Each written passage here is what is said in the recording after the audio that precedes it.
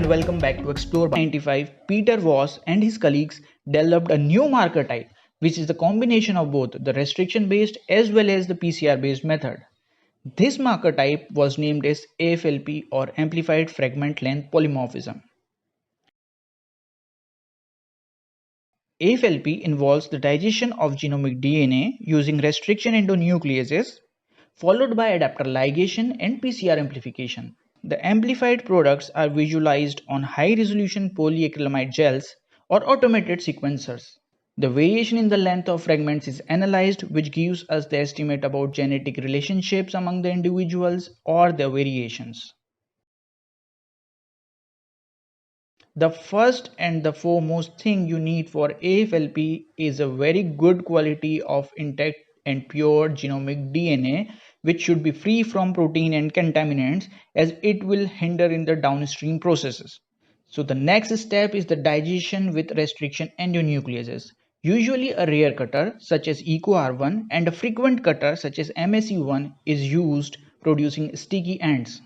A rare cutter identifies 6 base pair restriction site and cleaves it, while frequent cutter identifies and cleaves 4 base pair restriction site. Researcher must note that if he or she has a poor quality of DNA, restriction would not occur properly, giving the false result. Restriction is followed by adapter ligation. Adapters are double-stranded short oligonucleotide sequences of usually 14 to 20 base pair.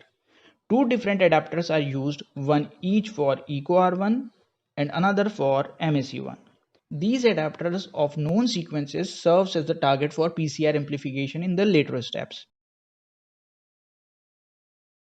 Amplification is done in two phases. The first phase is known as pre-selective amplification and the second one is the selective amplification. So first, let's talk about pre-selective amplification. As the name itself suggests, it is the first round of amplification in which few fragments are selectively amplified. You might think that what is the need to reduce the number of fragments to be amplified? But there is a reason. During the restriction with restriction endonucleases, thousands of fragments are obtained, which are very difficult to get separated and analyzed. To reduce the number of fragments amplified, primers with additional nucleotide at 3' end are used.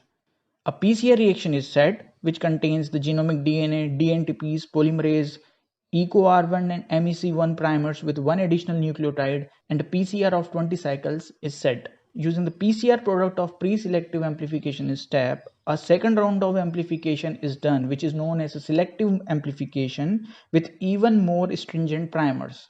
Here, the primer contains additional 3 nucleotides to reduce the number of fragments amplified.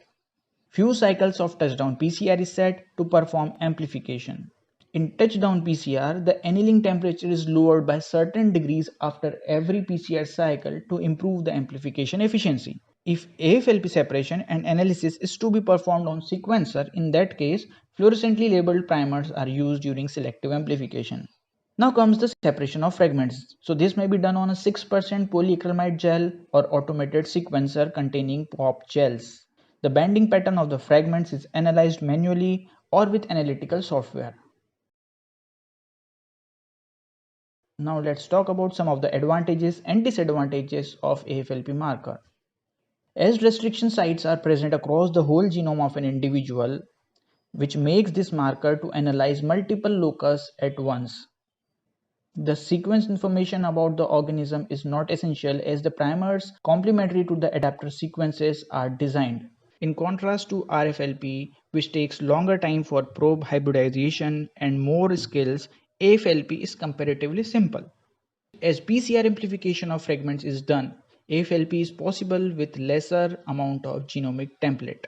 The results are highly reproducible considering you have a high quality of DNA as input. Now some of the disadvantages.